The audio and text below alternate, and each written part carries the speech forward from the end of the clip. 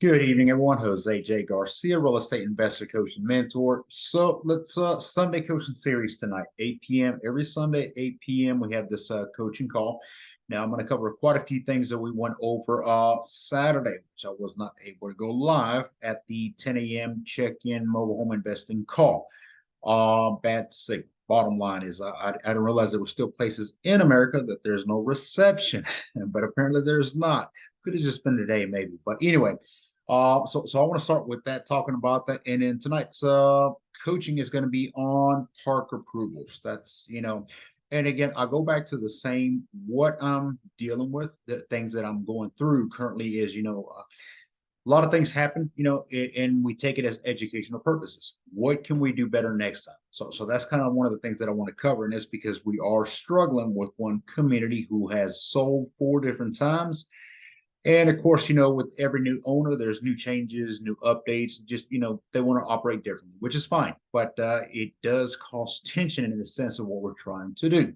So that affects our business, if you will. So we're going to cover that, and then I want to talk about an event that's coming up that all of you should join. But we'll talk about that towards the end. So stay tuned to that as well. But yeah. So, on here on the Instagram, I've dropped quite a few comments already, but the first one that I put is the YouTube video where I recorded. So, as I was saying, is I visited the first mobile home that I ever invested in 7 years ago. I visited Saturday morning. I was hoping to do the 10 a.m. check-in call out there, kind of maybe even get out. Obviously somebody's living in it, not the same people I rented to, which I ended up selling to later on. But somebody lives there. So I didn't want to get out there and obviously start doing live Zoom or live IG, whatever at the time. But I realized I had no signal. I kept trying to go live and it kept kicking me off. So I thought, oh, wow. So no reception, no signal. I made a joke thinking it was just the day maybe, or, I don't know. But anyway, bottom line, I could not go out there live. So I decided, well, let me make a productive video out of it. The same thing I would typically discuss. Let me just record it and then I'll share it on YouTube and people can still get the message. So I posted the link on here on Instagram, and you can always go to GarciaMHU.com. All of our links are there: Instagram, YouTube, Twitter, Facebook. So just click on YouTube, and you'll see the latest video, which is out there. And I spent some time talking about it because it's like, my first mobile home led to other opportunities. It's like one opportunity leads to the next one and the next one. And we just keep growing and growing. And it's like we never stop educating ourselves because we should always be doing it better, greater, is what I believe. You know, Last year I introduced 3 exit strategies, which were the elderly housing, the veteran assistant housing, and the Airbnb. This year we brought in the passive income, which we are selling mobile homes with residents in them. Buyers just depends. Maybe sell the note, whichever may be. Elderly housing too has now moved forward into more like a medical. There's a lot of people who are elderly, respectfully, I say that, who need medical assistance. A lot of these, what we're seeing and notice is that a lot of these people are going to specific medical centers, medical facilities where they provide, maybe that's the insurance coverage, I don't know, but they go to these specific medical facilities to get whatever they need. What happens is a lot of them are driving 4 or 5 hours just to get there. So, it's always like, how can we help people? It's like, how can we give back? But at the same time, it's find that need for things. So when I think about that, is somebody driving 4 or 5 hours, surely they can be enjoying that just to go to a doctor visit. And we ask them, that's the thing is we connect with people. We ask them, it's like, if there were housing around in this area, would you move to the area? And they've all said, absolutely. There's no reason why they're living 4 or 5 hours away that's going to keep them from, they'd be happy to move closer to and be obviously in the same area, same city as where the medical facilities are at. So we started implementing those housings. Okay. But it's always, we're always venturing into more again, and it's exit strategies. I went through all of them, which I'm not going to go through them tonight, maybe a few, but we started out as landlords. I wanted to be a landlord 7 years ago more than anything. Why? I don't know. Nothing against it. Pros and cons to everything. But and we are landlords to this day. We do quite a few rentals depending on the market, but that's the way that we started. Started with one individual, 2 bedroom, 1 bath, single wide mobile home, mid 80s. I mean, still there and standing. Goes against the stigma of mobile homes don't last. Still there, and I'm sure somebody's still profiting from it. So that one, I ended up renting it to a younger couple who were looking to buy a house and have didn't have the credit, they were trying to save the money, etc. So it's one of those kind of things, and it just worked out. Later after that, probably a year and a half later after that, they ended up doing a lease option with me, which I converted it from. Now, all these were stages of what I was learning. I'm going to be a landlord. I basically provide a house, a home where somebody can live in, and I charge them rent every month. Simple enough, right? And we just kept multiplying it. So the first year I ended up with 10 of them, which I was exhausted. I remember just as it was yesterday. And because of that is contractors and handymen, I realized the hardest workers in America tend to not like to work. I realized that very quickly. So I had to get in there and do my handyman skills, which, it checked out and worked out for the time being, but I would not be found there again. Not that I am better off, but just simply my time is better used elsewhere. A second. There we go. But we started gradually progressing. After year number one is when I started looking into rent to owns, lease options, educating myself a little bit more. And we transitioned into now, I don't want to be a landlord anymore. And part of that again is going back to, my roots, and that is that I had to learn a lot of things as I went, trial and error, which is, it has benefited me. It's helped me a lot in a lot of things that I do today. But looking back, there's always something I could have done better, right? So some way that I could have taken a different route that would have made it maybe a little bit easier, a lot less headaches, and a lot of stress that could have been taken away as well. But but I learned a lot of things in there. So we converted from landlords where everybody calls you, mobile homes will break, toilets will leak, sinks will leak, door isn't shutting right, the AC fell out of the window. That's a bit much, maybe, but it's like things that I didn't have a property manager, I didn't have any maintenance manager. So when people called and said, "Hey, my toilet's leaking," guess who had to go out and fix it? Me. I had to stop what I was doing, and it seemed like it was always at the worst time. So, but again, take, try, error, we learn, we grow, and it's just keep going. So I moved over to lease options where now I'm thinking I'm not a landlord. Now I am quotations the bank, right? So therefore I'm going to provide a house for somebody, a mobile home, and I'm going to finance them. I'm going to create terms, create a no lease option, whatever it may be, and it's their home. Now, one thing I understood quickly from the real estate courses that I was taking is, you don't call Wells Fargo talking leaky toilet. And the same concept is that when you're a bank, you just simply finance for the home. That's up on them. So we tried that, and of course, then it worked out great.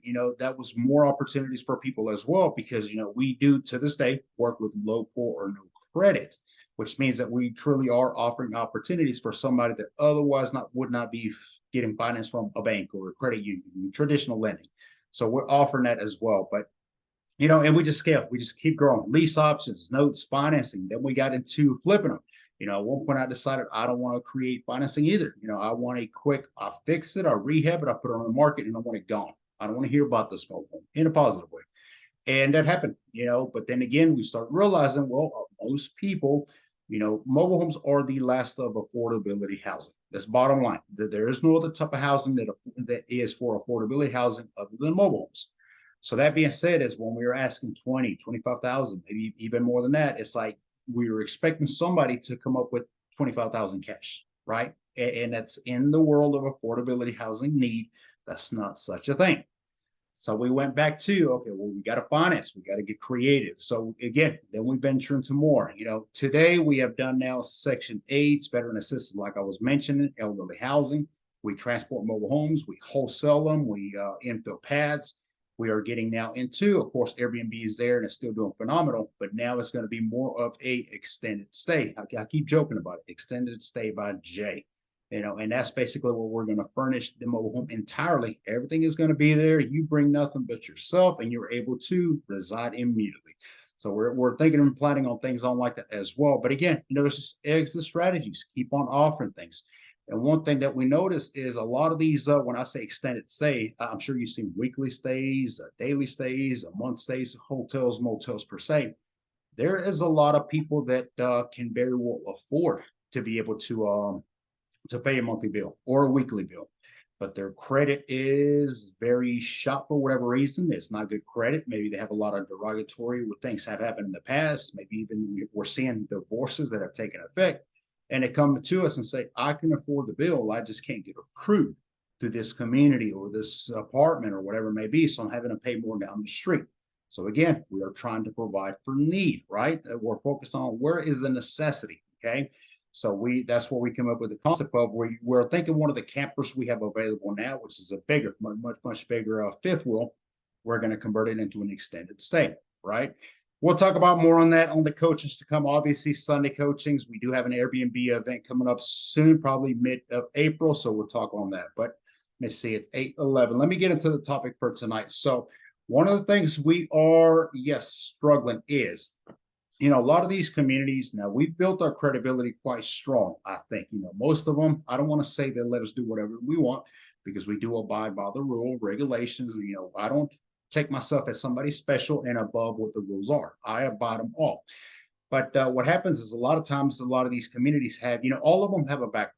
Everybody must complete a criminal history, background credit, wherever it may be. And again, the credit is not so irrelevant to us, though it will may be for the community. But if it's a home inside of a community that we're trying to rent, trying to sell, flip, finance, whatever, then we'll worry about the credit. They're more so for the criminal. The problem that we're seeing is that a lot of these or some of these newer communities is they're taking 2 to 3 weeks to get us results. Now, as any real estate investor or mobile home investor would know, is that timing is everything. If I have somebody that's willing to buy today, they're not going to sit around week number 1, week number 2 and 3, and maybe the office gets to it, as they say, and is ready to be seen, or now they need additional documents. These delays can cost you a sale, can cost you a resident.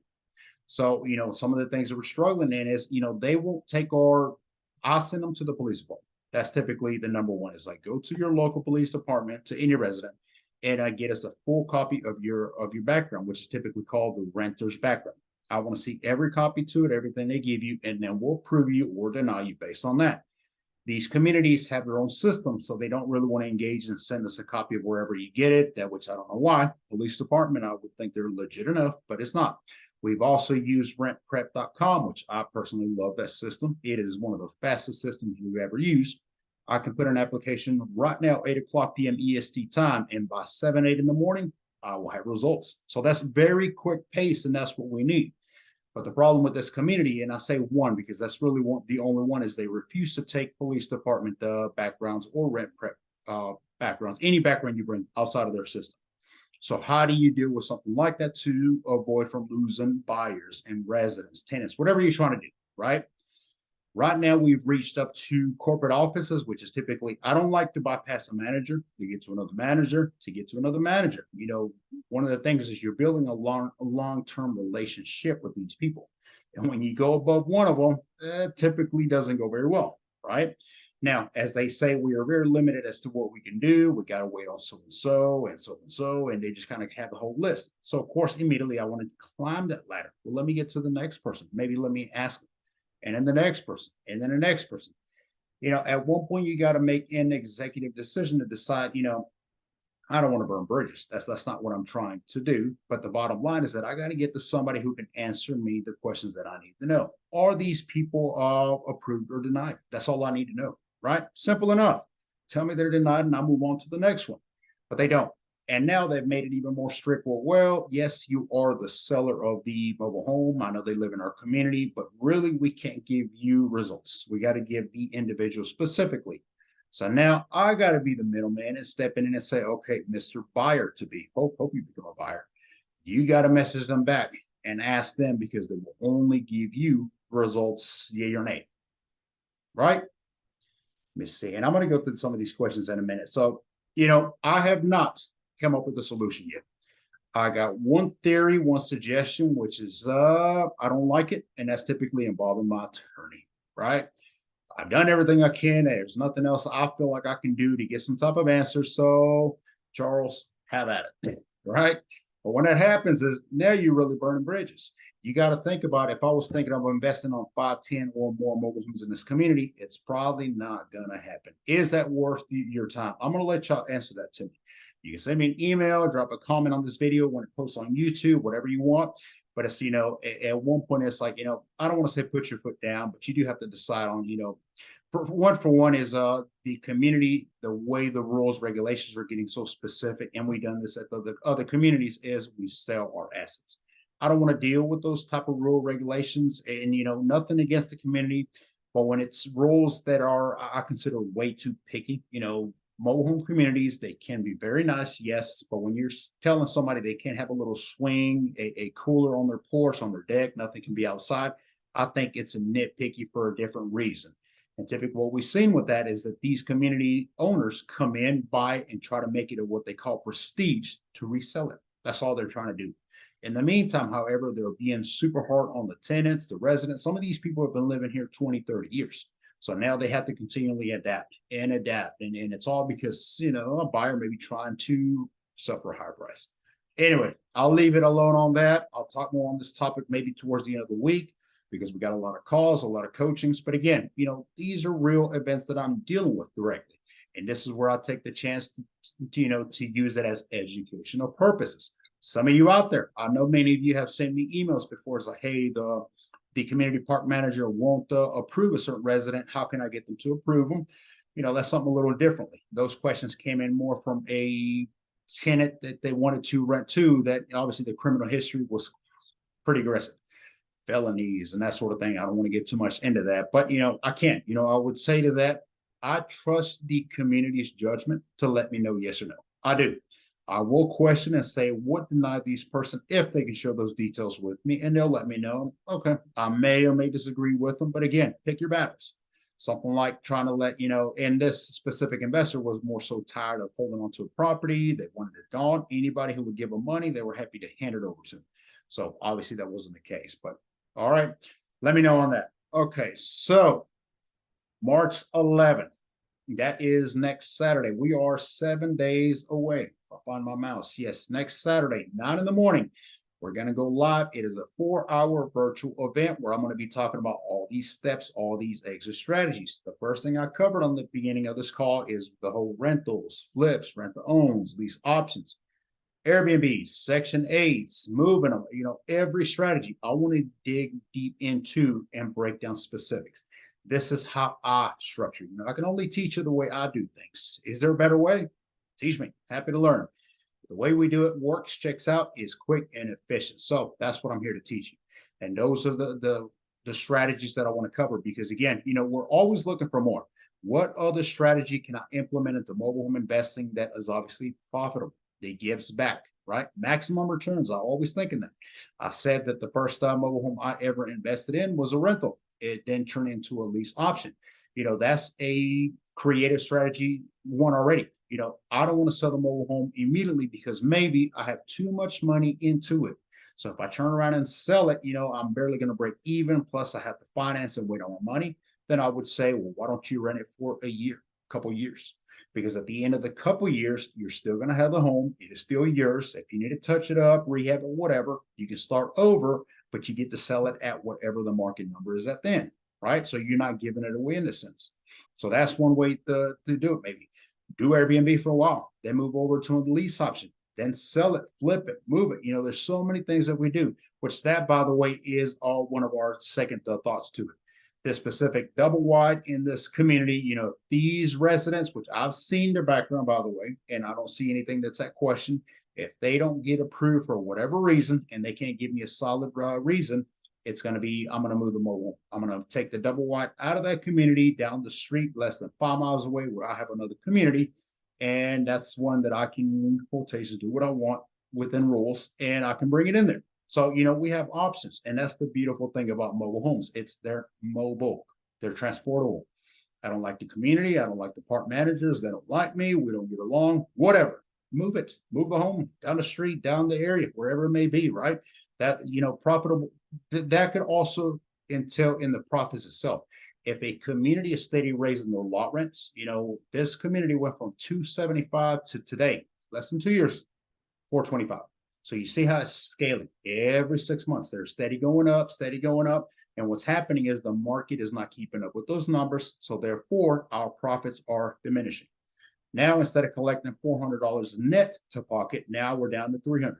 Now we're down to 200. So again, is that really, you pick your battles. I'm not going to deal with this community much further because obviously at this time, the numbers don't check out. Everything else aside, everything comes up behind the numbers. If the numbers check out, it's a good investment. If they don't, question it. That's the way you do it. All right. Any questions on that? Let me see. Yeah, I kept saying at the beginning, I went on, somebody said on Instagram they saw me come on live for a couple minutes Saturday. Some said no. So I never saw me go live. I tried to go live on that Saturday morning and it just kept kicking me off. So no signal. All right. All right. So I have added all the links on here. The YouTube, it's to the video that I created at the community. You can check that out. It's about 20 minutes long, maybe. I treated it like I was live. I was just sitting there talking. Second one is obviously our website, our email, and then we did add the Garcia Mobile Home University events.com. That's where you're going to be able to see the next event, which is March 11th. I hope to see all you there. I know quite a few people have already signed up, so it's definitely filling up quick, but there's no limit to that. It's virtual. So as many people want to join, it is via Zoom. We'll be able to host it as big as it gets. All right. Well, that's all I have for this evening. If J at GarciaMHU.com. Any questions, comments, drop a hello. That's plenty fine. We can connect. We can see how we can help you out. All right. I don't see any questions, so I'm going to end the call on that. So thank you for watching. Have a good night.